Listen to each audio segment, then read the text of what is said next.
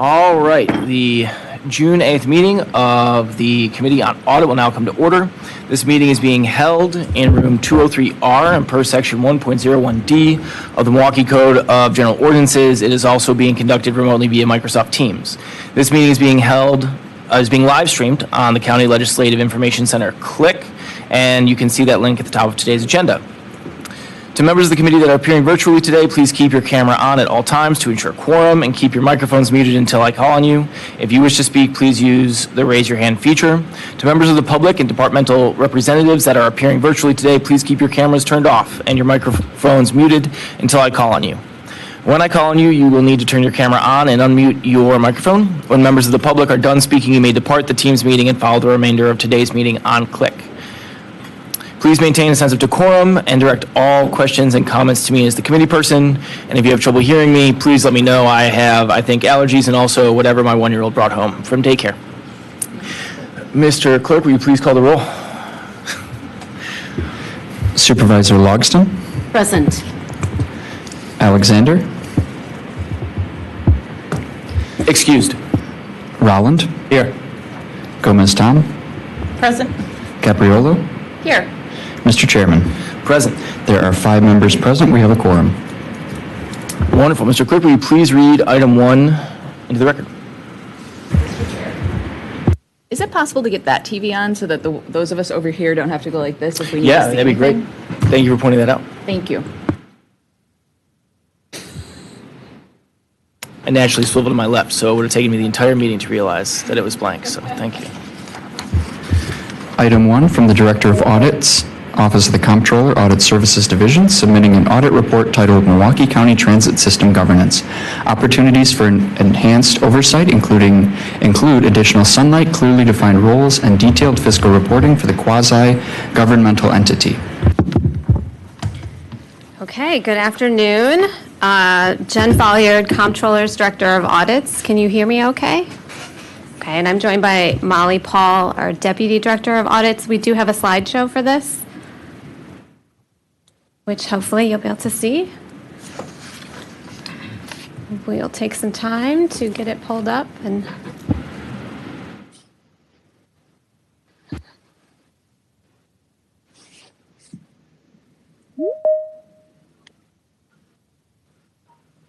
Is there any objection to proceeding while they figure out the television? perfect. Wonderful. Okay. Thank you, Okay. Director Folliard. So we're here today to present our latest audit report on Milwaukee County Transit System Governance.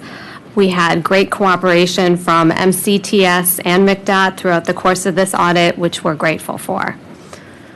Next slide, please. So we're going to start with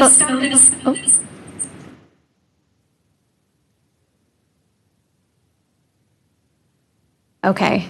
We'll start with a little history to make sure we're on the same page. From 1975 to 2014, Milwaukee Transport Services, Inc., or MTS, doing business as MCTS, the Milwaukee County Transit System, was a contracted service provider for transit and paratransit in Milwaukee County. In 2013, Milwaukee County issued an RFP to explore management options. Due to the challenges with the RFP, no replacement contract was issued. The county extended its contract with MTS until the end of 2014 and studied options, which included a study of insourcing versus outsourcing. We attached the report from February of 2014, summarizing that analysis as Exhibit 4 of our report. But ultimately, the county did not pursue either of those options and instead chose to transition MTS into a quasi-governmental entity. So MCTS is not a county department, but is recognized by the IRS and FTA as an instrumentality of Milwaukee County, which is an element of local government, of the local government to which it belongs. This is a unique structure in Milwaukee County, and I think it's fair to say that historically the meaning of quasi-governmental entity has not been consistently well understood. When we were in the field, depending on who we asked, we got slightly different understandings of what it meant to be quasi-governmental. The shift from contract to quasi-governmental entity was also relatively rapid.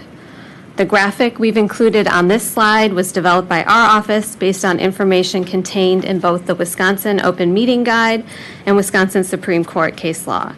We hope this helps you understand both what makes something a quasi-governmental entity and also why MCTS is indeed considered one. Next slide, please. So this slide includes definitions of MCDOT, the MTS board, and MCTS. I'm not going to go through them since they're there in front of you, but we'll be using those throughout the presentation. So I think everyone is familiar with the structure of the county board, but on this slide we've included a graphic of the MTS board. The MTS board is governed by bylaws established in 1975 and last amended in 2014. Per the bylaws, there are 5 directors on the MTS board: the managing director of MCTS, the MCDOT director, the MCDOT director of administration, which is now the MCDOT deputy director, the MCDOT fiscal and budget administrator. The title has been changed to MCDOT senior financial manager on the county side, and county supervisor appointed by the chairperson of the county board. The managing director of MCTS reports organizationally to the MCDOT director. Next slide, please. So this audit was requested by the comptroller following the announcement of the deficit about this time last year, which surprised many county officials. Our objectives was to assess the effectiveness of current MCTS governance and oversight and to identify any deficiencies in their internal control environment that may impact oversight of the transit system. In doing our work, we measured against criteria contained in MTS's bylaws. Those are attached as Exhibit 3, state statutes, county ordinances, as well as Wisconsin Office of Attorney General guides for open meetings and public records law and Robert's Rules of Order. Next slide, please. Okay, so earlier this year, in response to a budget amendment, the Office of Corporation Counsel provided a report describing transit oversight as follows. Milwaukee County has oversight with regard to policy and budget issues. The MTS board manages business affairs, and the MTS president oversees day-to-day operations. As we discussed earlier, prior to the current arrangement, MCTS was run by MTS through a contractual agreement. The contract included specific reporting and approval clauses, which are included in the graphic on the right side of the slide. The current bylaws also contain oversight clauses in Article 11, which is also excerpted and included on the left side of the slide. Chapter 1 of the county ordinances establishes the roles of the county board committees on transportation and transit and finance. As you can see, the oversight descriptions vary a bit between what was in the former contract and what is included in the bylaws now. The contract reporting requirements ensured that those contractual obligations were shared publicly, and as we'll share in the coming slides, while transit has consistently reported before this body, some of the specific items previously included in the contract were not consistently presented after the shift to the current governance structure.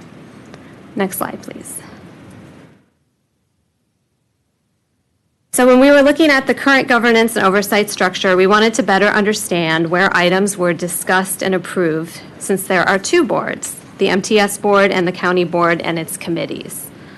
The analysis in Table 1 in our report, but it's truncated here to fit the slide better. On the left side, you'll see items that are approved by the county board on the top left, and informational items reviewed by the county board, typically through the Transportation and Transit Committee on the bottom left side. The items approved by the MTS board are included on the top right side. We found a number of items that were not reviewed or approved by either board. They are listed on the bottom left and include procurement, including RFPs, human resources, specific contract approvals, employee benefits, labor contract approvals, compensation for and merit increases for non-represented employees, the paratransit contract, FTA audits and triennial reviews, and state of Wisconsin reviews. Many of the items in this list have significant fiscal impacts and have multi-year commitments, and instead of being reviewed and discussed individually, overall signature authority for checks and contracts is granted annually to the managing director by the MTS board. Next slide, please. So the information on this slide was interesting to us given the nature of the agreements. which have significant cost estimates in our multi-year agreements. Two of the largest are shown here. MTS and MCTS are required to follow federal regulations when using federal funds. In a typical county department, agreements of this size in any given year and multi-year agreements would typically require approval from the county board following review and recommendation from the Committee on Finance. Sometimes departmental contracts are approved with a line item in the annual budget, but in this case, the contracts identified here and others were not reviewed and approved by either the county board or the MTS board. Another item that is somewhat related to this relates to county ordinances. The MTS bylaws establish in part that oversight is delegated to Milwaukee County via the powers related to transit matters enumerated in its ordinances. When we were in the field, we wanted to understand this better and asked multiple individuals at MCTS and MCDOT which ordinances they follow, and were told that they follow applicable ordinances. But no one was able to provide us with specific ordinances that are adhered to. There are very few ordinances that directly reference transit. Most ordinances apply generally to county departments. Since transit is not a typical county department and transit employees are not county employees, this is still a bit of an area of confusion. Next slide, please. So here are our recommendations for this section. OCC provided a memo on transit oversight, which was presented in the March cycle that provided some general oversight. However, in looking at the categories of MTS items, we found a number that weren't reviewed by either board. So we believe it would be helpful for MCDOT to work with OCC to expand and provide more detail as to what are the policy and budget issues, which fall under the county board's purview, which business affairs fall under the MTS board, and which items are day-to-day management by the MCTS president. We are also recommending that MCDOT work with OCC to develop a list of ordinances that apply to MCTS and present that list to both the MTS and county boards. MCDOT should also establish clarity on contract approvals, including if county board approval is required for multi-year contracts entered into by MCTS that create future appropriation obligations for the county. Next slide, please. In section 2 of the report, we discuss the historical role of the MTS board. Since 2014, the board has met 17 times with a typical agenda listing 5 to 6 items. And the last MTS board meeting that lasted more than 20 minutes was in 2020. The MTS board has existed since the bylaws were originally developed in the 1970s and has historically functioned as a corporate board, pursuant to the obligations included in the bylaws and in Chapter 181 of the Wisconsin Statutes for Non-Stock Corporations. The membership of the board of directors changed with the transition to a quasi-governmental entity, including adding a county board supervisor to the board. But the MTS board largely continued to meet for its annual meeting once a year to process administrative items, which are summarized on this slide. We did some comparing to other transit systems, and their oversight boards meet more frequently. I will note that those systems typically only have one oversight board and not two, as is the case for our transit system. But they also frequently have layers of transit committees below those boards as well. It's typical for the other systems boards to review reoccurring fiscal reports. The MTS board did not meet in 2025 to be briefed on the $10.9 million projected deficit. As we mentioned in the prior section, there are currently items that are not reported to either board that really should have a bit more sunshine given the amount of public funding in the system. This includes the results of federal and state reviews.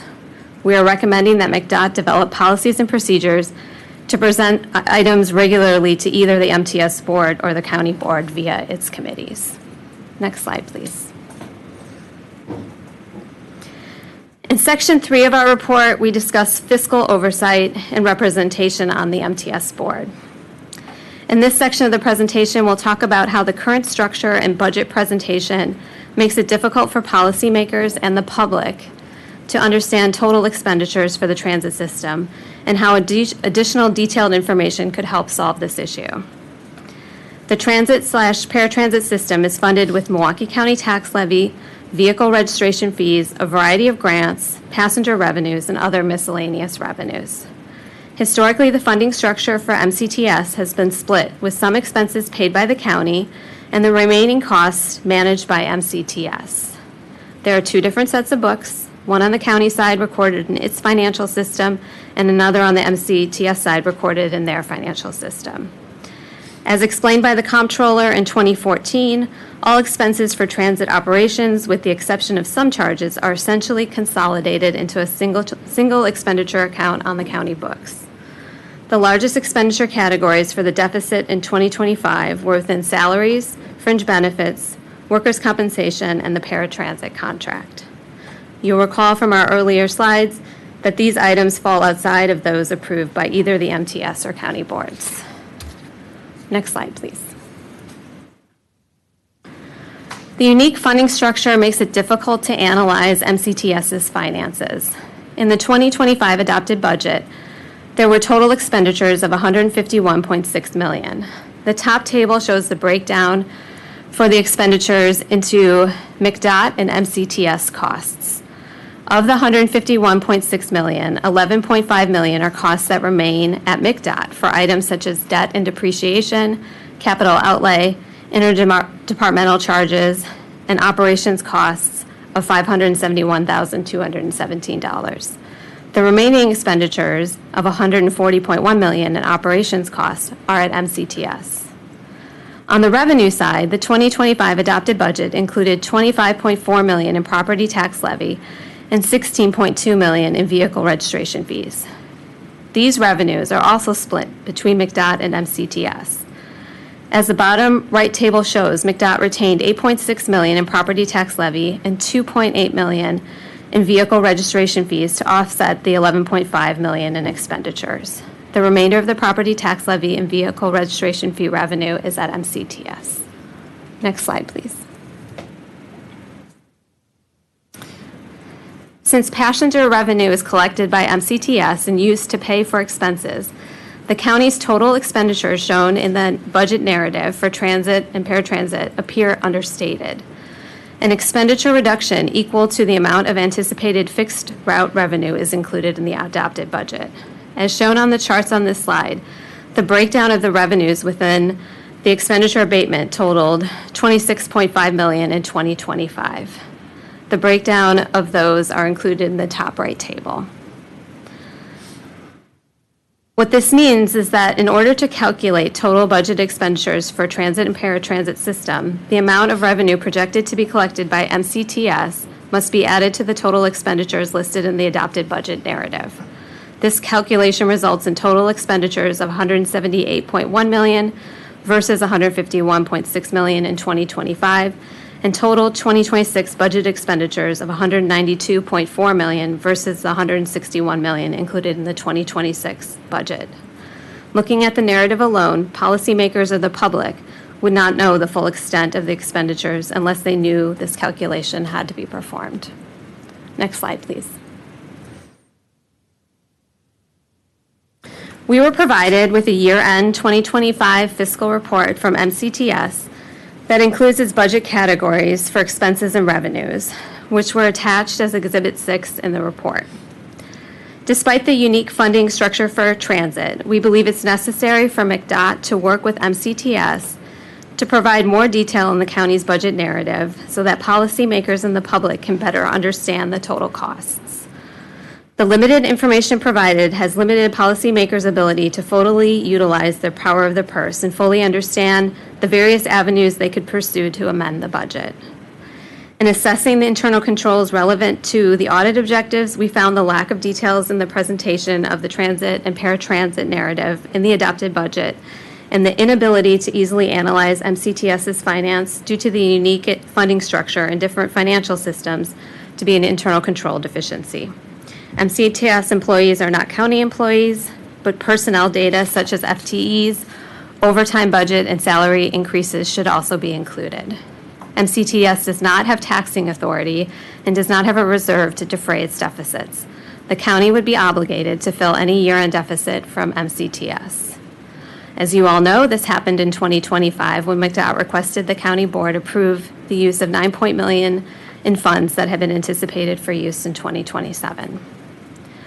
In the previous section, we reported that MTS did not meet in 2025. I'm sorry, the MTS board did not meet in 2025 to discuss the deficit. We were told that this was in part because key officials from MCTS and MCDOT met frequently, which lowered the need for board meetings.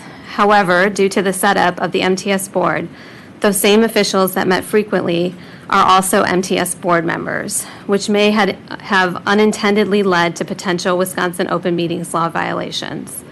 Adding members to the MTS board could help mitigate this risk. However, this would require changes to the bylaws, which the FTA would have to approve. Next slide, please.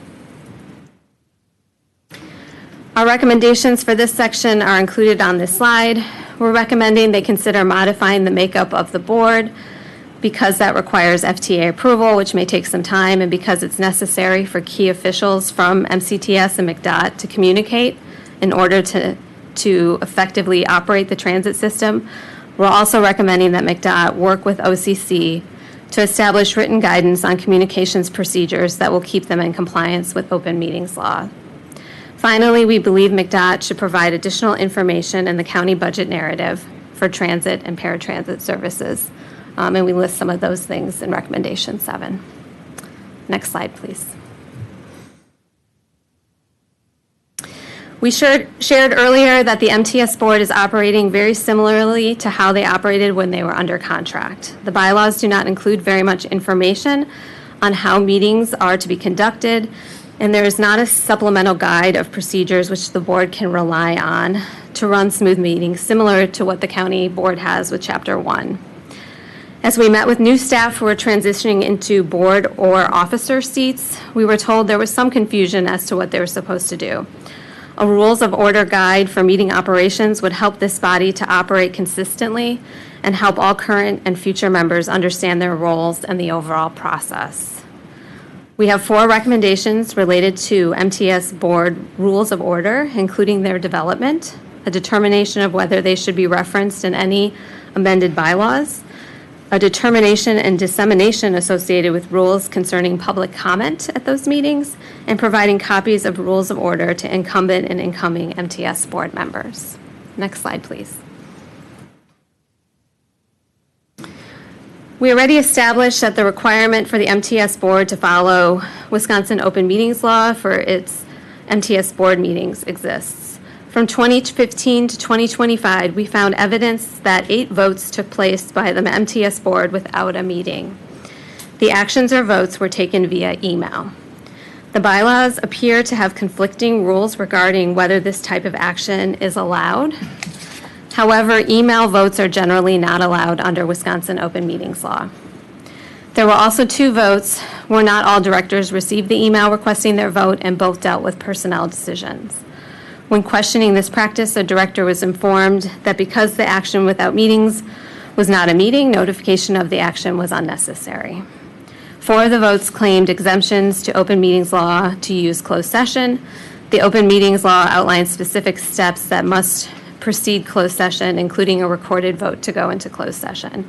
We did not find publicly available notices, agendas, or a record of the vote results for any of the votes taken as an action without meeting. Next slide, please. We have 3 recommendations which we believe will help the MTS board find clarity in this area. We're recommending that they obtain a legal opinion on the apparent conflict in the bylaws, allowing actions without meetings, and the requirement to follow open meetings law. If actions without meetings are determined to be allowable, the MTS board should include within their rules of order which votes are allowed and the process to hold the vote in accordance with state statute. They should also include in their rules of order proper record retention for such votes if they're allowed. Next slide, please. Finally, while the MTS board has posted meeting notice and agendas for their meetings in CLIC in 2025 and 2026, prior to that, postings were not included in CLIC or otherwise easily accessible. Even now, the MTS board is not fully utilizing that system, so our last recommendation is for the MTS board to utilize CLIC or an alternative system to enable public access to meeting notices, agendas, minutes, and an opportunity to attend in person and remotely. and they should consider archiving future meeting video and audio recordings. Next slide, please. Okay, as I wrap up here, I want to take a little time to say that many of the practices we identified in this report have been ongoing since 2014 and before. The change to the quasi-governmental entity in 2014 happened relatively rapidly and was not studied in the public manner that insourcing versus outsourcing was. Those two were looked at, but then the county went in a different direction. We found that the quasi-governmental entity to this day likely still has some areas that need to be better understood or clarified, and you'll see that in some of the recommendations suggesting legal opinions. Essentially, while the structure was changed, operations did not change very much. MCTS still largely operated like a contractor. We found multiple county board reports where MCTS stated that they still operate very much as they had before when they were under contract. So this wasn't hidden, but we do believe that the communications lapse surrounding the reported deficit in 2025 presents an opportunity to look back and answer some of those lingering questions and begin to operate with additional sunlight, including more detailed fiscal reporting, and to better understand and clearly define roles. With public funding in excess of $150 million, public review of funding and contracts, along with some MTS board activities, was not as robust as would be expected. I appreciate the response to the audit submitted by McDOT and MCTS leadership that is attached as Exhibit 2, which details the ways in which they plan to respond to each recommendation. Finally, I want to thank the audit team who worked on this project. Audit Manager Candy Lindstrom, Lead Auditors Isaiah Garcia Morton and Sandra Swan, and Auditors Tevin Roundtree and Isis Williams. Our audit reports are action files, so you'll see a resolution and fiscal note attached asking the board to concur with our recommendations. And we ask for your support today in advancing that to the county board. I can now take any questions you may have for me regarding the audit, and no management from both MCTS and McDOT are here as well if you have questions for them. Thank you very much. Any questions from members of the committee who are present? Supervisor Rowland. Thank you. I was just going to ask if McDOT or MCTS would want to respond. Yeah.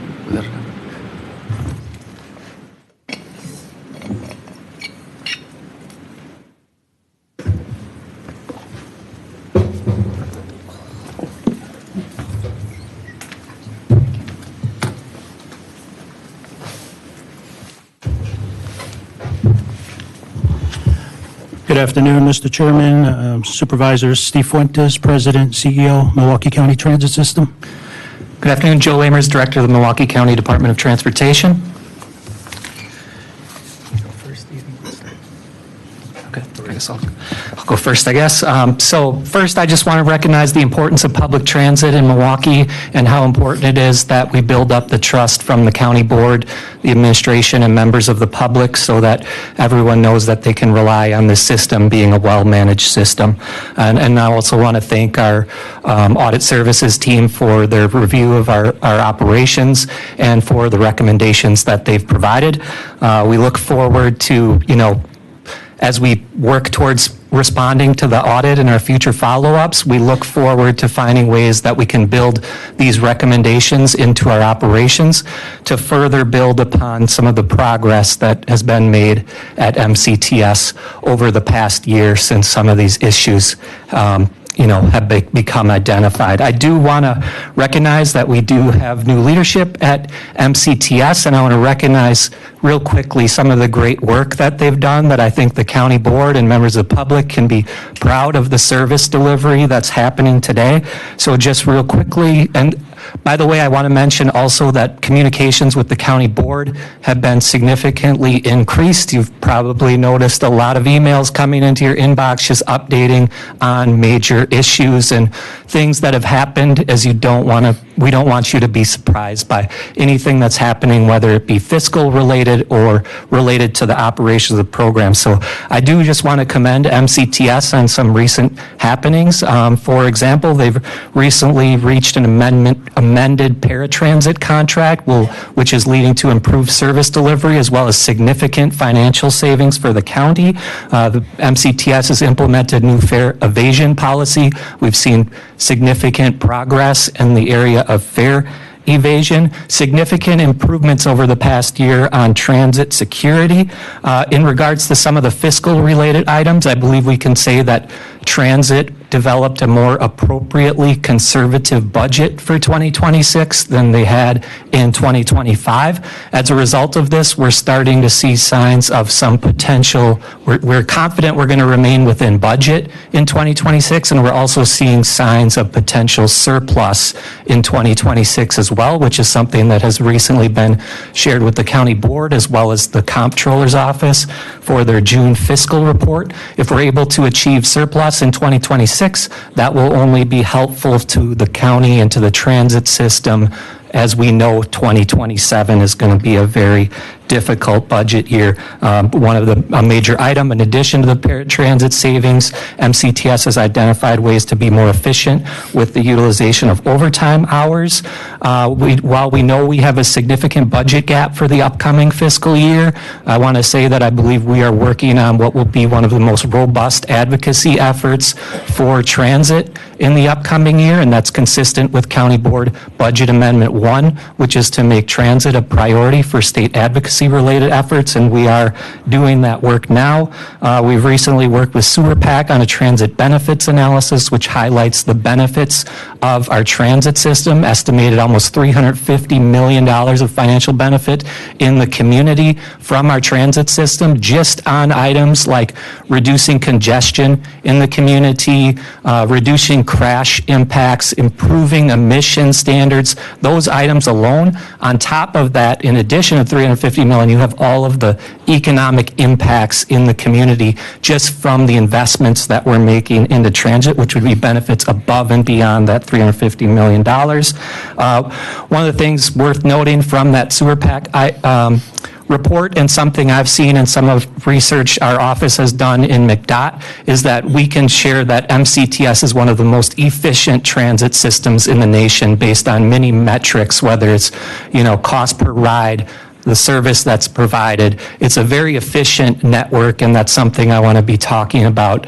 as it's really relevant to our efforts surrounding transit, that we are utilizing our dollars in an efficient way.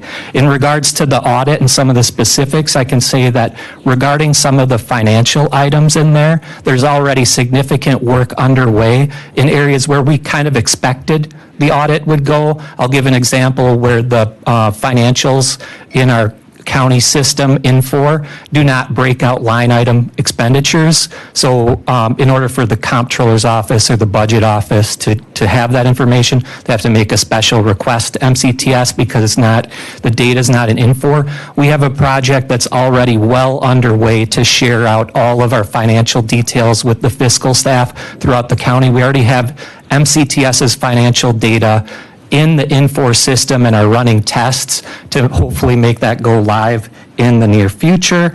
For the 2027 budget, I can say we are definitely preparing that, and we are working on increasing transparency in that budget request along with the recommendations in this audit. In regards to board governance, we need to review all of these recommendations with MTS Council to make determinations about the most appropriate way to move forward with board governance changes, with the note that any changes to our MTS board governance would require FTA approval if we're going to make changes to the bylaws. We also have to make changes to state articles of incorporation. So we want to do that in a really thoughtful manner and make sure that, we have a full legal review of any of those changes that are being made.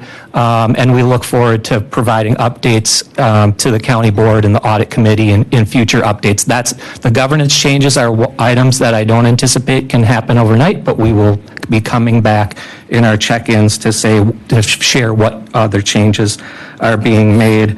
And just recognizing that this audit was just provided, so we haven't implemented those changes yet, but they will be as we do additional follow-ups. Additionally, just wanted to recognize what I felt was an extremely important point that the policy and fiscal related matters are under the purview of the county board. So in my view, that's where some of the amount of times we report out to the MTS board versus the county board, that is a pretty challenging and complex topic in my opinion, because the majority of the reports that are policy and fiscal related, those come before the county board. If we are comparing ourselves to other transit agencies, they don't operate under the same environment. They don't have a MTS board and a county board where separate items are going to. That's a unique structure that I don't think we're able to find a comparison in the world of transit. So that's just something we have to navigate through as we are implementing on the county board. We want to make sure any changes that are done are avoiding duplication. We don't want to be coming to the MTS board, finance committee, the Transportation Committee, all with the same reports. That's a lot of duplicative and extra work for MCTS. That said, there are items in the audit that were referenced do not come before either board, so we're going to be working with council on recommendations for what is most appropriate in those cases, and look forward to coming back to the board with those items. So that's what I had wanted to share, and I thank you for the time. All right, good afternoon once again. Thank you, Joe. When everything was happening last year here in Milwaukee, I was watching it from a distance, still in Chicago, still working there. And, I saw everything that was going on. I knew what I was walking into, and I knew that everything that was happening could be overcome. And I think we're making progress. Change, improvement, transparency, collaboration. It's really much better today than from my understanding and talking to folks, than it has ever been. Even when I first came on board last August, John Rogers was interim executive director of McDOT. Him and I began strong collaboration, strong communication. With Joe coming on board now in that position, that has only continued and strengthened now that I have a deputy as well. The four of us meet regularly. We discuss issues of mutual concern, and I believe that the proof is in the pudding. We are making progress. We are getting better. And all of that has happened under the current structure that is in place. Everything that went wrong was not necessarily just a policy structural issue. I think, personnel matters. Who's in the positions matter. And today, all I can do is speak for myself, my deputy, Joe, and John. We're making progress, and we're very collaborative. We're very communicative, and we speak weekly, if not more than once a week. We have made progress and Joe mentioned a couple of things, successfully negotiated 2 contracts with our labor unions, who we consider partners in providing great transit services here in Milwaukee County. Those are negotiated, ratified, and in place until March of 2028. So that's good, and that helps us to plan better for the future for 2026, 2027, and the beginning of 2028. Joe mentioned as well, we have an amended contract with TransDev, or paratransit provider, which is going to help us see significant improvements with them, who I also consider a strong partner in providing paratransit services. It's also going to benefit us financially as well, which we have reported on. For the first quarter of this year, we are reporting a modest surplus. If positive trends continue, we will hopefully end the year with a modest surplus. Fare evasion. Joe mentioned it. We got that down. The team, they were already working on a multi-faceted approach to fare evasion. When I came on board, it was presented like a couple of weeks after I came on board. 6 different approaches to that, and what I did is I just took what they already had in place and maybe added a little bit to it, strengthened it. We rolled out a new fare collection policy February 1st of this year, and from August of last year, fare evasion was about 33%, got a lot of attention, and we got it down to 23% in December. For the first quarter of this year, it's hovered between 23 and 24%. So that's good progress, and that is much lower than a lot of transit agencies. And I'm not here to throw any of my transit partners under the bus, but if you do just a cursory search, you will see it's much higher in some other areas of the nation, and it's something that every transit agency deals with. We've rolled out some positive things like Tap to Pay. Now it's a full open loop payment system. Visitors to Milwaukee, Summerfest starts next weekend. A lot of people are going to be visiting, and they don't have a Wisco card. They don't have the UMO app. All they got to do is pull out their smartphone, smartwatch, and just tap and go. That's a great plus. We're looking at right-sizing our system, which means we want to put out a system that we can afford every year for the next 3 to 5 years without always talking about service reductions, route eliminations, budget crisis, budget deficits. And the way we're addressing that is we have just started our bus network redesign discussions with Jarrett Walker and Associates, so more to come on that. And also just strong union collaboration. The president and vice president, I consider them strong partners. We collaborate. As many of you know, I spent the first 17 years of my 32 years in transit as a union member, as a part of Amalgamated Transit Union. So I consider them, I've been on both sides, and I know what it is to partner, from being in a union and now also being in the position I'm in. So things are better. I do appreciate the professionalism from the comptroller's office through the entire audit. They were very professional, very gracious. So I just wanted to thank them for how they conducted the audit. And absolutely, one of the things that I am committed to, and I want everyone to know this, is continuous process improvement. I believe a leader should never be happy with what they have. It should always look, can we get better? Maybe you can't. Okay, fine. Maybe next year you can.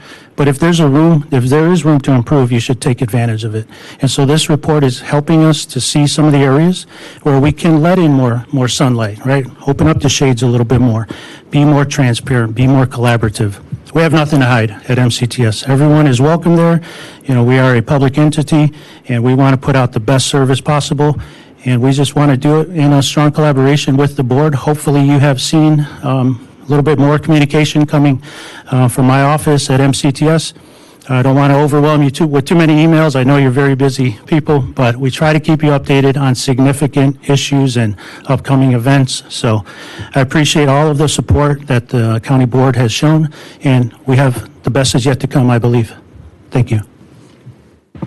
Thank you so much. I have a brief comment and 2 brief questions before we get to the rest of the committee. The first is, I just want to take a step back and once again acknowledge that the environment and the adversity in which, Mr. Fuentes, you came to Milwaukee, and I think I personally have definitely seen the change in how MCTS is operating. And Mr. Lamers, I know of no member of the county board who is not cheered to know that your professionalism and integrity was going to be going to MCDOT. And I know that you both appreciate that one of the purposes of this audit is to ensure the integrity of public transit in Milwaukee beyond your tenure. So I have 2 questions for you. The first, will you publicly commit to working through every one of the 15 recommendations in this audit? And the second, specifically, will you commit to bringing forward the results of any state and federal investigations before the county board in an appropriate manner? Mr. Chairman, yes, I'll commit to those items. We will respond to each audit finding through the regular check-in process with what our response is and what changes we'll make in regards to that. And the one regarding the future federal audit reviews was one I considered low-hanging fruit. We don't have any issues sharing those findings as we are reviewed. Mr. Chairman, absolutely. We are committed to getting better everywhere we can. All 15 recommendations will be thoroughly vetted with counsel, who is also on teams today from Quarles and Brady. And we're going to look for every opportunity to get better. And we have nothing to hold back, nothing to hide, because, I think things get better when there's exposure, there's transparency, there's collaboration. And it may not be what everyone wants to see, but at least you're seeing the truth and you're hearing the truth, and that's going to come from my office. Thank you very much. With that, I will open it up to the committee. Supervisor Rowland. Thank you, Mr. Chair. Thank you. First off, to the comptroller's office, the audit did a great job in identifying gaps in governance. So kudos to the team for such a comprehensive report. Thank you to Director Lamers, CEO Fuentes, and the entire MCTS team for all of the positive changes they've been making. I took the Connect One bus here, and there was a bus driver who was an absolute queen, who was reminding every single person who got on the bus to remind her, go pay at the pay station. And if they didn't, she pointed to it and wouldn't leave until they paid. So these things are making progress. I think the first question I've got you had talked about engaging MTS legal counsel, which I understood is Quarles and Brady, to do the analysis of all of these different things and like which entities should be reviewing which item. And I guess my only ask is to bring us and the public along for the ride, pun intended. We would love to get that raw analysis as opposed to just, the solutions that come from the analysis. Is that something that's possible? Can we get that raw analysis as you're receiving it? Can that be presented to a county board committee? Absolutely. We'll work with Quarles and Brady, and I know Joe will work with OCC. And Eric, I believe you're on Teams. If you wanted to weigh in just on your openness to and willingness to work with the county board supervisors. Yeah, I think that absolutely would. And go ahead. always. Absolutely and always. The only caveat being. May I ask you just to introduce yourself for the record? Thank you. Absolutely. Eric Van Scandal with Quarles and Brady. The answer is absolutely and always. The single caveat is always attorney-client privilege, but putting that piece to the side, absolutely. Great. Cool. Thank you. The second thing, I know on slide 4 and in the report, I think it was like page 14, the whole reason we're here was defined as driven by the lack of timely notification of the fiscal deficit, which I think we all agree with, right? The former, and I want to emphasize former MCTS officials knew there would be a deficit in February, March, April, May, but they didn't tell our board anything about this or the public about this until June. So my concern here is if people choose to hide details that they have, I don't see how we can prevent this again unless those details just cannot be hidden in the first place. I would love to see Milwaukee County officials having real-time access to MCTS financials, so those numbers can't be hidden from anyone in the future. Frankly, I'd love to see that across departments. I know there have been a number of times where all of a sudden at the end of the year, a number will shift significantly, positively or negatively, and that's explained to us as, it's explained to us. But my hypothesis is that some of those things were known much earlier than when we get it. So if we could have more real-time access to those numbers, I just think that would help us all be informed, especially when it comes to payroll. I understand that Milwaukee County and MCTS both use Dayforce, but they're on different accounts, right? So in a perfect world, that there would just be one accessible dashboard, especially to the comptroller's office, where they can just go in, find that accurate real-time financial information, and be able to report out to us the projection of where we are, right, positively or negatively.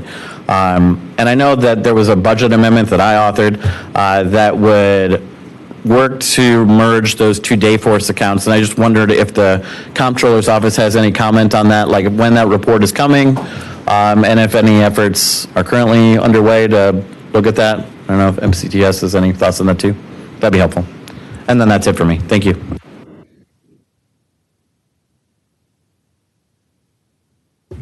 Hi, Chair and Supervisors. Liz Sumner, Milwaukee County Comptroller. We have been working on those budget amendments. The plan, the Dayforce report was submitted today. The info report should be submitted within the week, and we're hoping to present them at Finance this month.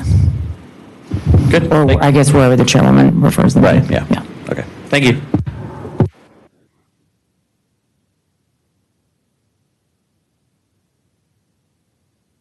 Supervisor Logston. Thank you, Chairman. We've been dealing with this ongoing situation for a while, and it's getting better. We're learning more and more as the time passes. So last year was the year that I think a lot of us supervisors realized you were a separate entity, as you say, quasi liaison with Milwaukee County. And we did have at the Personnel Committee someone from Transportation come in and explain to us exactly what that means. You're a company within a company, and there's a lot to understand. And I feel that with the experience combined with our budget, our past budget director from Department of Administration, now our Director of Transportation, Director Lamers, and with our new directors and our new staff at MCTS, and with the ongoing transparency that we're learning from the Comptroller's Office, that we can put all this together and work it out. But the biggest word here is transparency. We did not have transparency in the past. I'm appreciating everything that we're learning, especially from the Comptroller's Office and this audit. I love your suggestions. We do have to have more rules in force as to how we're going to handle this, and I thank you for that. So I'm looking forward to learning more as we see the ongoing process happen. Thank you. I appreciate that, Supervisor Loxton. And I will say that we did not wait until the comptroller's audit was ready and published to start making improvements. We already started. We started last year, even for the Q1, at the end of Q1, we reported out where we were doing, how we were doing financially. That was something we were not necessarily asked to do. We felt that's part of, and it is one of the recommendations, to be more transparent and to keep the board abreast of how are we doing. So that is something we look forward to continuing. Supervisor Gomez-Tom. Thank you, Mr. Chair. So I want to lead with my comments noting that I know there's completely new leadership in both MCTS and in the Milwaukee County Department of Transit. So please know that this is not targeted to you. But I do want to lead just with my disappointment. I think the fact that it does take an audit to get to some of these findings is just fairly disappointing. I think this is unfortunately something that we've seen regularly, at least, in the short time I've been on the board, of kind of uncovering things, not limited to Department of Transit and MCTS. We've seen it in other departments as well. But I think when something like this like big transition is adopted by Milwaukee County, I think it takes a lot of intention and leadership and responsibility in order to make sure that this goes smoothly and keeping transparency on mind. Because, however this was transitioned into a quasi-governmental entity, the word government is still built in there. That's still embedded. And so the requirement for us to be transparent, following open records laws, that shouldn't have been a finding. That should have been an obligation that we were aware of. So the fact that that's the case is very frustrating. And so I'll try to leave it there. I just want to make sure I said it because, this is literally all of our jobs at every level of government, including the board, including the executive branch, including all of us. So that should be that should be a given. So then one of the questions I had regarding the audit itself was regarding the question about the action without a meeting item. I think there was the last 3 items of the recommendations. And it says if that type of meeting or action without a meeting is allowable, what the recommendations are, but it doesn't specifically say what if it's not allowable. And so if it's found not allowable, then what are the recommendations in that case based on previous decisions made by kind of the groups of the board that met that weren't meeting in an open records capacity. Thank you, Chair and supervisors. So to answer your question, if they're not allowable, they should discontinue, right? And it'll be updated, I presume, in their rules of order bylaws. But it's just, if they are deemed allowable, then, and again, this is going to be a legal opinion. It's not, I think the open meetings law that we all understand and know here doesn't seem like it would be allowable, but it's a legal opinion. So we will send it off, and we need to have transparency with that legal opinion and the results of it. And then if it is deemed allowable and everyone thinks it can be, then the specific circumstances in which it can be used. The transparency comes in and how it's noticed, how those records are retained, whether they're included in the minutes, and that the process for all those needs to be documented and shared. And thank you. Mr. Chair, can I continue? Please. All right. So then there were the 8 decisions that you mentioned were made in that timeframe without it following open records laws. So is there any, coming to light of those items that were decided upon after the fact, if they're not deemed allowable? We did not include that in our recommendation. So we look back, but our recommendation is more for future practice. Yeah. Okay. So just wondering if there's any clarification we need to do there if that comes to pass with the legal decision around that. I'm sorry, I didn't understand your question then. Just wondering if, can there be follow-up regarding that question? If they're not deemed allowable, if we can review those items that were decided on, if there's any other action that needs to be made.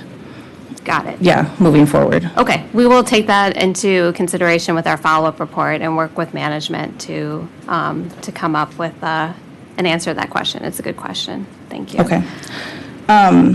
The other thing I just wanted to mention, it's not really in our report, but 2014, the time that this happened, for those of us who were here, was a time of just following a lot of transition. There were a lot of state statute changes. There was still understanding about Act 10 and what that meant and clarity being sought there, a lot of lawsuits. So I just want to make sure to set the table with that and provide some context. I think some of it happened rather rapidly, and it happened in a rapidly changing environment. There were changes to the county board that just happened just prior to that and took years to work through and follow up through the creation of the Office of the Comptroller, the contracting changes that went through, the Mental Health Board. So it was a time of significant transition that, so I think part of it is as we look back and we're farther out, I think we're seeing things later, just given that environment at that time. Yeah, and that's my biggest takeaway is that, we're still feeling, as a new board, some of those ramifications back from those decisions made at the state, and then, of course, here at the local level. And I think transparency is the key to making sure that we get through all of those things with intention, with care, with a commitment to our constituents. And we should all be learning from this as a way that we move forward as a better government than we were before. With that, I will pass it back. Thank you. Do you have another question? Do you have anything? No. Yeah, go ahead. Thank you, Chairman. One additional remark, statement, question.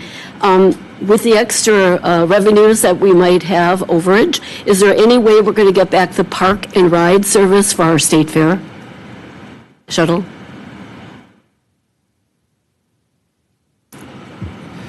Well, as far as for the State Fair, so this would be my first year involved with that. I believe the State Fair just ended prior to me coming on board.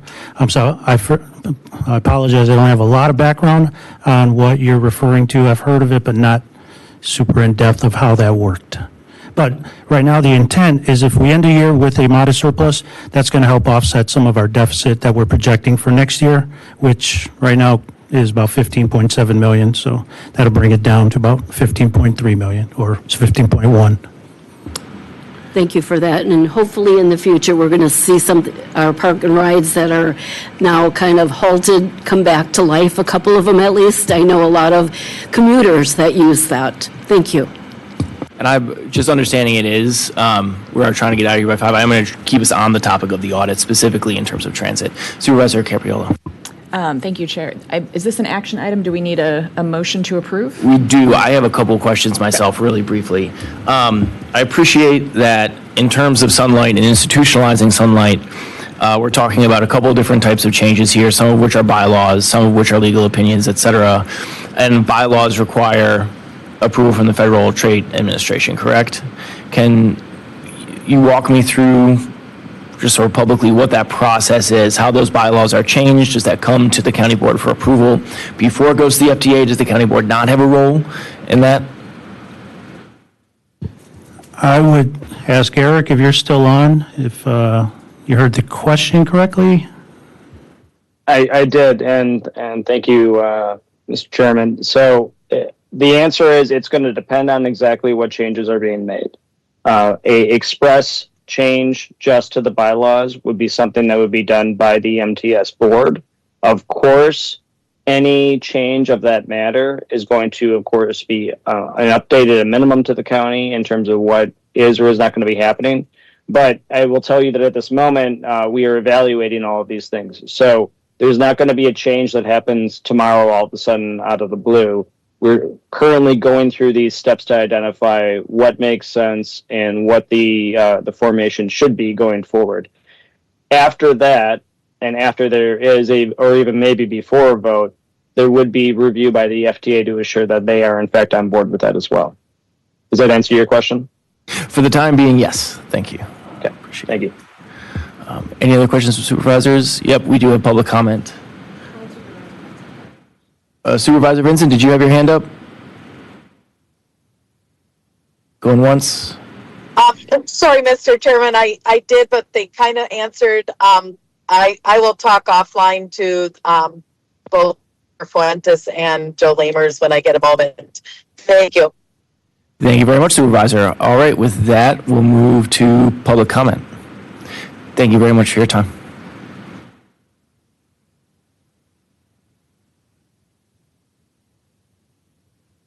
I see we have 2 hands raised. Do we have any blue cards from anyone in attendance? I didn't see any. All right, Tom Stawicki. Yeah, good morning, Mr. Chair, committee members. I'll make this quick because I know you're trying to get out of there on time. Real quick, prior to 2014, because that seems to be a date that comes up in this audit a couple of times, MTS is a nonprofit or a not-for-profit company. They're basically the bus operators and the mechanics that work for Milwaukee County Transit System. In 2014, then County Executive ably tried to take away the RFP process altogether, and he wanted to appoint MV Transportation, I believe it was out of Texas, foregoing the RFP process, or it was really rigged, not in favor of Milwaukee Transport Services. There was a lot of disagreement between the county board members, and that is where this cooperation came about being between Milwaukee Transport Services, Milwaukee County Transit System, and the FTA. It basically did get rid of the RFP process and gave Milwaukee Transport Services basically became the regular drivers without having to go through that process again. That was a good thing. But it seems like in 2014 is when some of the accountability dropped off from the Milwaukee County Transit System, upper management. We're hoping that going through the audit, which I'd like to thank the Comptroller's Office, very good audit, a lot of numbers there that I didn't even realize, but not wasting any more of your time, we will hold Mr. Lamers and Mr. Fuentes, and both of them are new in their roles. We understand that.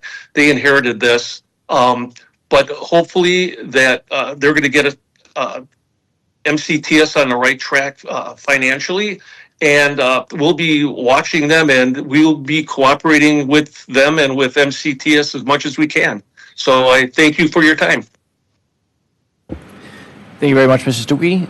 We also have Mr. Donnell Shorter. I see his hand is raised. Thank you, Mr. Chair. Thank you, entire board. Donnell Shorter, former president of ATU 998. Just had a few quick comments on TransDev. When MCTS and DOT decided to go to one provider for the entire city, I informed them that First Student was up for sale. And that was in 2019. They didn't get awarded the contract until many years later, but they had been up for sale since 2019. and I had warned them they was up for sale. And then when they signed a contract with them, I told them that it sounded like TransDev was going to buy First Student or First Transit. And I told them that nationwide that ATU was having problems with them providing service, and financially they were having problems with some of the providers they were working for. So there was nothing new there that they didn't hear from the union. And what I'm trying to say is, going forward, I hope DOT and MCTS works with the union to solve some of these problems before they happen. This was one we could have avoided. Even when I talked to the procurement director at MCTS and said, hey, I've been here for over 20 years. Every contract that got awarded was a 3-year contract with a 1-year option and a possible second 1-year option. So we could have been out of this contract without making a deal. We could have been out of this contract because it's been 3 years now. But that procurement officer, for some reason, felt that everything was a 7-year contract, which goes back to what the audit is about. There was really no checks and balances. I believe if this would have crossed the board and had to be okay by the board saying, hey, do we want to get into a 7-year contract with a provider that we're hearing noise about, or do we want to go with a 3-year with 2 1-year options? And then some of the things Mr. Lamer said about overall efficiency, that's due to our operators working hard every day. Also, Mr. Lamers, I like what he said about the environment, getting cars off the road. So MCTS does provide a bigger picture than just getting a person to the hospital, to their work, everywhere else. And I keep saying Summerfest, State Fair, that's one of those items. If you can take one drunk driver off the road, that's priceless. Thank you for your time. Thank you for listening to me. Thank you, sir. If there's no other supervisors with comment, I believe Supervisor Capriolo, were you about to make a motion? Yes, thank you, Mr. Chair. I will make a motion to approve. All right, motion to approve without any further comment. Mr. Clerk, can you call the roll, please? On the motion by Supervisor Capriolo that item number 1 be recommended for adoption, Supervisors Logston? Aye. Alexander? Aye. Rolland? Aye. Gomez Tom? Aye. Capriolo? Aye. Mr. Chairman? Aye. 6 ayes, 0 noes, the motion prevails. Thank you, Mr. Clerk. Will you please read item number 2 into the agenda, or into the record? Item 2 from the Director of Audits, Office of the Comptroller, Audit Services Division, providing an informational status report regarding the Office of the Sheriff's progress toward implementation of corrective action plan items stemming from Creative Corrections LLC's external audit/evaluation of the Milwaukee County Jail. This item was also referred to the Committee on Judiciary, Law Enforcement, and General Services and is informational only unless otherwise directed by the committee. Thank you very much. Thank you. Mr. Chairman and Supervisors, Jen Folliard, Comptroller's Director of Audit. I'm here today with our second informational follow-up report on open recommendations associated with Creative Corrections Jail Review and Corrective Action Programs. Work on this project launched following County Board amendment to the 2024 adopted budget. We then brought back a proposed scope of work for an RFP in January of 2024. That file was approved. We went out for bid and came back in June of that year with our recommendation for Creative Corrections, which was adopted by the board. Let's see here. Trying to speed this up for time's sake. Creative Corrections issued 2 reports. The first report was their comprehensive audit, and then they followed up with a written corrective action plan, or CAP, which talked about the recommendations that were fulfilled by the Sheriff's Office, the House, and other county officials as part of that. So during that audit committee's discussion, we were asked to update the committee and the county board on progress to implement the 18 recommendations, which had not yet been fully implemented at the time that Creative Corrections Final report was issued and their contract ended. We did this in December of 2025 and are back today with the latest update on the 14 recommendations that remained open when we last reported out on this matter. As of this report, 2 additional recommendations were closed, leaving 12 that remain open. So the attached report details the status of the recommendations. Many of the open recommendations relate to capital projects which were funded as part of the 2026 adopted budget. We'll plan on keeping those open, probably till they're completed, but at least until we confirm that work has started. The 2 newly closed recommendations relate to the tool control recommendation, which was recommendation number 2, and the Sharps / Needle counts recommendation, which was recommendation number 12. So this report includes written updates on the status of all recommendations from the Sheriff's Office, CRC, Facilities Management, WellPath, and NCHC Resources, Inc. And so I think you have many in attendance here if you have questions from them. Based on your feedback when we were before you in December, we reformatted the follow-up report to our standard audit follow-up template. So hopefully this version is easier for you to read than what was presented in December. With that, I'll conclude my remarks. I'm happy to answer questions you have for me and know, again, that there are others from management in attendance if you have more specific questions for them. But we would be back again in December with the next update. Supervisor Capriolo? Thank you, Mr. Chair. I'm just wondering, out of what's left here, what are the obstacles and how can the county board help get over that? I know some of it is going to be budget, but is there anything that we can be doing to help move along the pace? Mr. Chairman and supervisors, good question. From our vantage point, budget is certainly one of them, and just the timing and how long it takes to complete a capital project at the county. So some of those, and you're doing work again on a facility that operates 24/7, which has other challenges. So some of it is the regular county challenges in completing those projects, but also doing it in a facility, where that's full, right? And how do you make some of these changes and do that? So that's certainly some of them. It requires a lot of cooperation across departments, and so everyone has to work together, and that's another county issue that we all sometimes struggle with culturally. To all get on the same page and do that. So we've seen progress in both those areas, but we'll be continuing to watch that. I don't know if there's anything specific that I see from my end that the county board could do to help, but others in management may have some thoughts. I don't know. Please. One of the things I know we've been waiting on is transferring people over to the CRC so that the graffiti and the glass can get cleaned up. So that seems to be delayed a lot. I would love to know where we're at on that and what the obstacles are. There you go. Good afternoon, Mr. Chair, County Board Supervisors, Director Joshua Briggs, Jail Commander, Milwaukee County Jail. I'm pleased to announce actually June 1st, we were able to successfully transfer 60 females over to the annex over at the CRC. So at that time, we then, on June 2nd, allowed Facilities Management to begin their work on the graffiti abatement plan.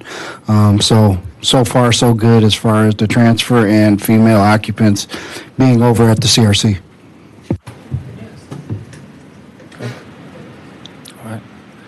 Any other questions from members of the committee? Supervisor Rolland? Thank you. I guess as a follow-up to that, it looked like item number 17 was related to that with like the female occupants classification system. So is that, it said in the report that that was underway in May of 2025, but then in this report it said there was no ETA for completion, so I just wanted to see if we've made progress given that the annex is open.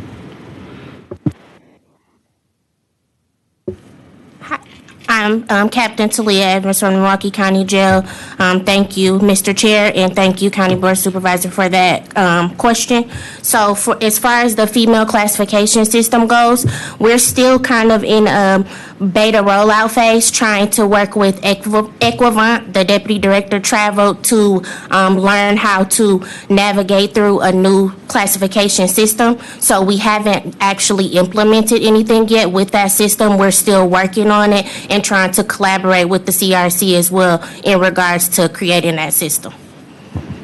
Okay, so the timeline is just we're trying to learn from others, and then hopefully create a classification system by end of year or sooner than that? Sooner than, yes, but it's still in the works to ensure that we're able to do something like that with both facilities, the CJF and the CRC. Okay, thank you.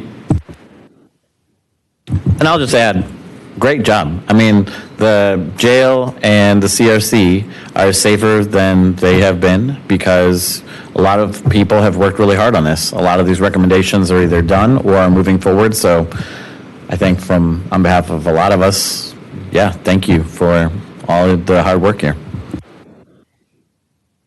And certainly work that doesn't end, so thank you for that.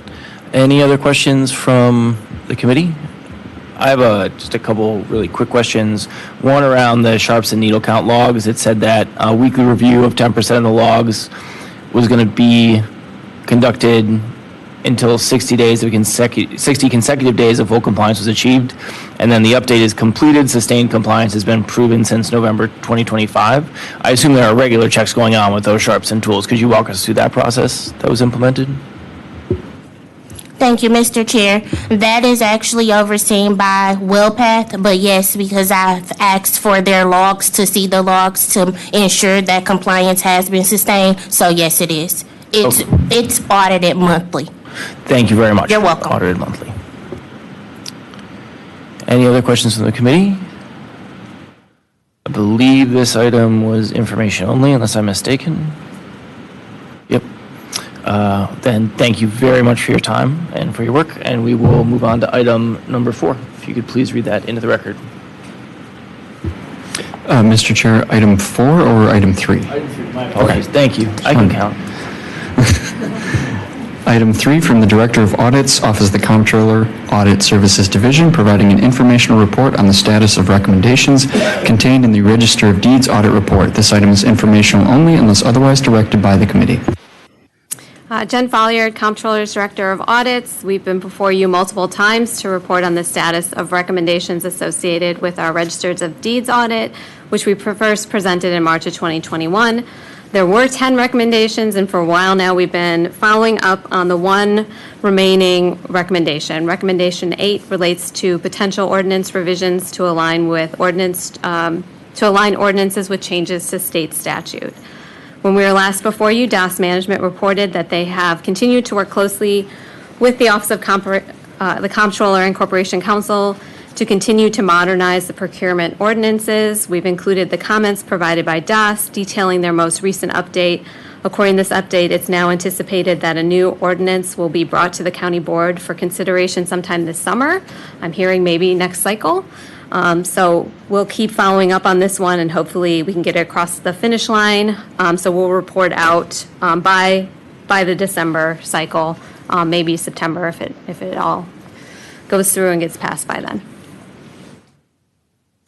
And full credit to our Register of Deeds for working through that. Any questions? Oh, we have a Register of Deeds. Izzy Ramon. Good afternoon, Chairman. I'd like a couple of minutes just to follow up on the audit report that was conducted by our audits department so that you know specifically where my office is, and I'll be more than happy to answer any questions that you may have after my brief presentation. In 2021, there was an audit report of the then Register of Deeds, John LaFave, indicating that there were internal problems within the financial system of our office.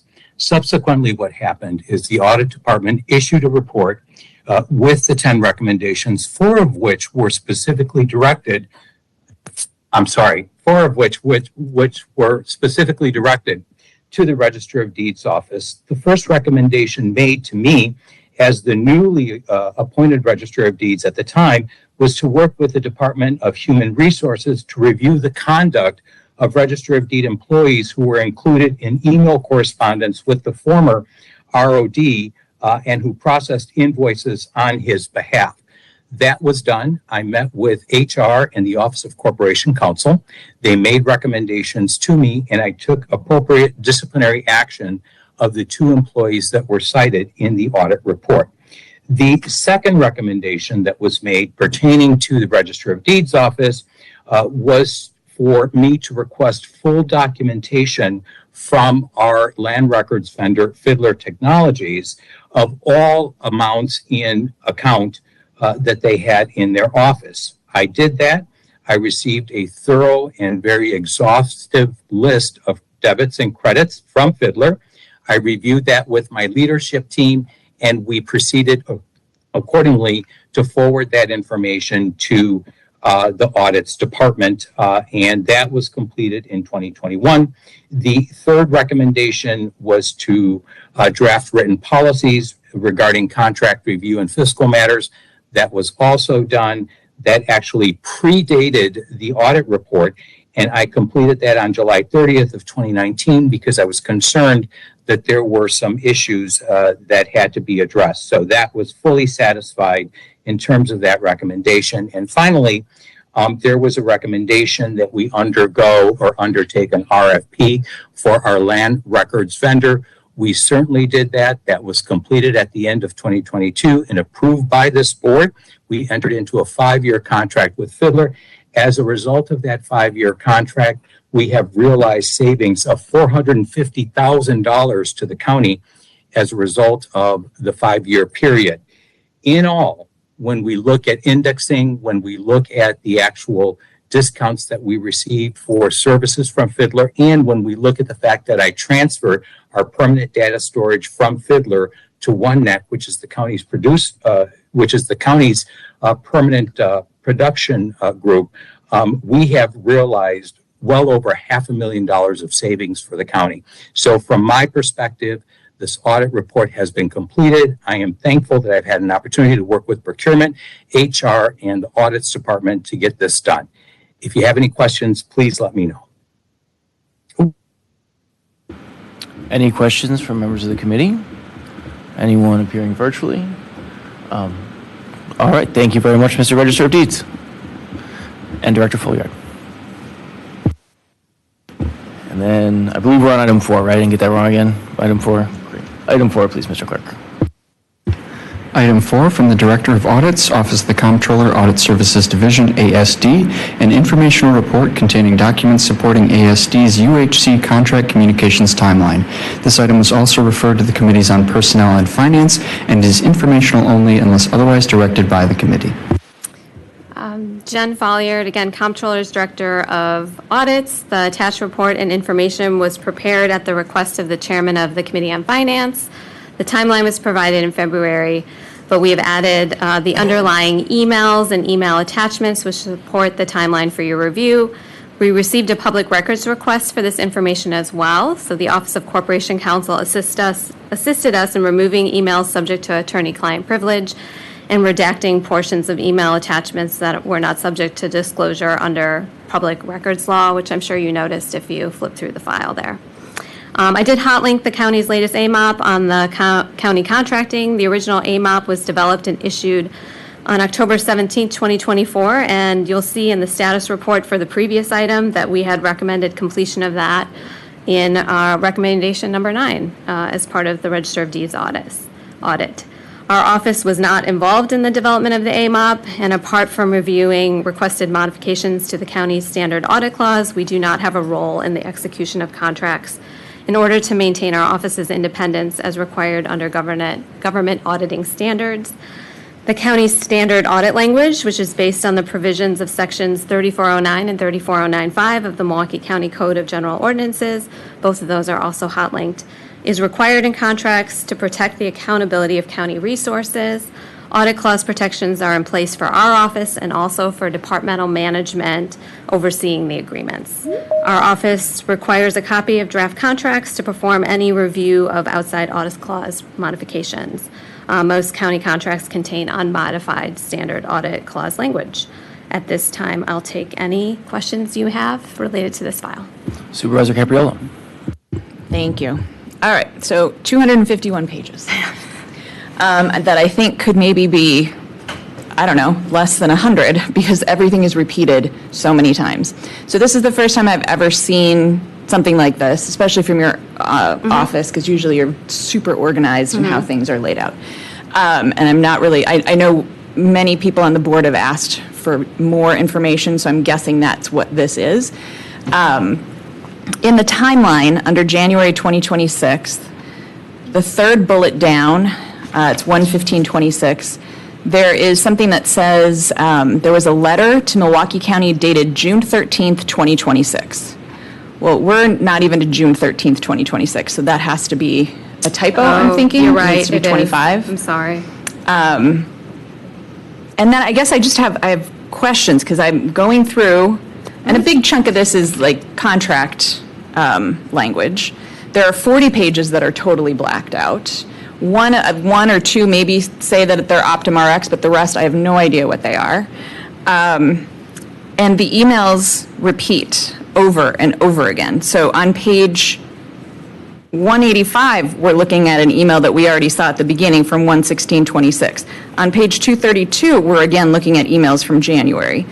The Elizabeth Wright email from January 15th is repeated at least 4 times in this later section. I'm not sure how many times in the top section. 3 pages are upside down. So I'm just curious, like, is this what, when our media asks for open records, is this what we send them? Is this what we get? Or it just seems so odd. Okay, thank you, Mr. Chairman and supervisors. We'll look at the pages that are upside down. I didn't notice that when it was pulled together by my team. But in general, so they received them in a different format. They received them in like a OneDrive file it's not easily attached to a county legislative file, right, where we need a PDF. But when an email is requested, the whole email is pulled, right? So that's why you're seeing a repeat, because these are done in strings. So I get that it's inefficient to read. We did not want to risk accidentally pulling something out that you should be seeing, but it was sent in a different format. So some of it was just making sure that we could get it to policymakers and a timeline. But it's not easy to look through email communications like this, and it's not easy to prepare as well. So apologize for those errors in there, and we'll see what we can do. Okay, thank you. Supervisor Rowland? Thank you, Mr. Chair, and thank you for this report. I guess the overarching question I've got is, if we have Milwaukee County-wide, if we have good processes for cataloging original contracts, because it seems like that is the genesis of all of this, is that former Director Mays wanted to make an amendment. The Comptroller's Office asked the director to find that original contract, and then kind of nothing happened for a long time, and then eventually that original contract was found. You were able to compare it with the context of the language they were looking to change, but it seemed like the root of the issue, other than just like the lack of communications between the two, was just the lack of your office or Director Mays or whoever to be able to find this original contract. I think the original contract was like 2019 or 2018 or something like that. So I could see that being a harder contract to find. I've done that at work too, where you're like, all right, we just keep doing amendments. You just kind of like renew. And you're like, gosh, where's that original contract? So I guess my question is, do we have like a database or some kind of tool that helps us to keep and safeguard those original contracts? Mr. Chairman and supervisors, things are getting better, but no. Finding archive contracts has been challenging at the county. They, for a long time, were held primarily in DocuSign, which is, the mechanism to sign contracts. It's not a database to store contracts. Recent progress adding them to Infor and other things.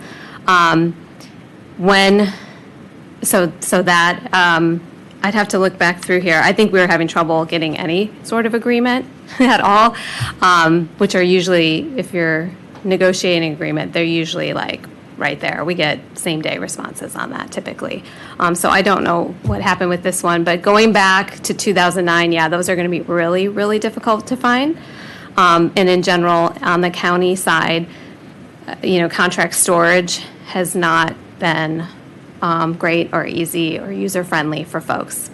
I will say, looking at the AMOP, which I hot linked in there, there's been really great progress in those AMOPs and taking all the things in statute and ordinance and practice that was undocumented or maybe documented at the department level and putting it into the administrative policy for everyone to use. That has been really good, and it's been amended. I think they're on their third amendment. So really working and looking at it and catching things that probably feedback they're getting from their user departments and making those fixes to clarify it. So that's been real progress on that front. But in terms of record retention, yeah, that's been tricky. Yeah, I guess that would be a follow-up I would love to see, especially if we're auditing a lot of the biggest contracts in the county and we're kind of putting those on paper, making sure that we have the original and it's in some database that's accessible by the right people and not accessible by the wrong people, I think would be a nice add. Might not solve the entirety of this, but it seems like if your office had access to it in September, a lot of this could have been avoided. So, yeah, Mr. Chairman and supervisors, I don't think the audit clause is the only thing that was the issue, and so I don't want to send that because like we're a small part, and very rarely would an audit clause hold up a contract. Just to state that clearly, that's just not really how it works. But the other thing I would state is, typically you're not going to have a contract that goes back that long. Typically when you do an RFP, you're going to take that and enter into a new agreement, use the updated templates that you'll see embedded on these agreements, and move forward, and then you can pull in the newer things. So there's always going to be anomalies and different things that are handled in different ways, but in general, what that makes, if you go all the way back and because there are multiple amendments, right? If the original starts in 2009, you got an amendment every 5 or so years. If you're trying to manage whether they're performing and you're trying to go through like a stack of contracts that big, that can't be easy to do, right? And so even when RFP and RFP responses are attached, I remember when that started happening, we do audit these contracts from time to time, and just having that huge set of documents that you have to go through, and then the order of precedence.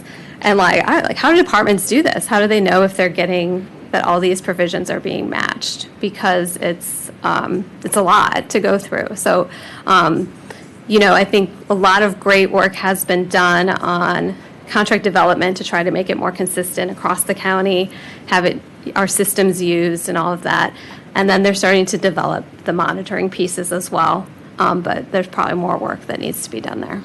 It's sort of what our office has seen. I guess maybe we can follow up Sure. Offline, or if there's just other folks that we could bring in on this, I think that'd be helpful. Because I think it's, right, there have been a handful of times where I've had to go back to a vendor to be like, now my current employer, but a former employer, right? I've had to say, we don't have this contract on file, or we can't find it, like, do you have it? And it's just kind of awkward to ask the vendor for the original contract. It happens a lot. We see it a lot, and you're right. It's probably not the way we want to handle it. Yeah, so especially if they're like the most important contracts, it seems like we'd want a repository for those to live and be accessible. Thank you. Awesome. Any other questions from other members of the committee? No? Wonderful. Thank you very much, Director Folliard. I guess we have to read into the record before. Could we please read the next item into the record? Item 5, e-comments submitted to the Committee on Audit via the County Legislative Information Center click. And my legislative assistant informed me that there were no e-comments while we were sitting down. Can you confirm that, Mr. Clerk? Mr. Chairman, when I checked before the meeting, there were none. If any have come through during the course of the meeting, they will be appended to the record. Perfect, thanks. And my computer isn't lighting up, and I had the date of the next meeting up. Can someone tell me the date of the next audit committee meeting, please?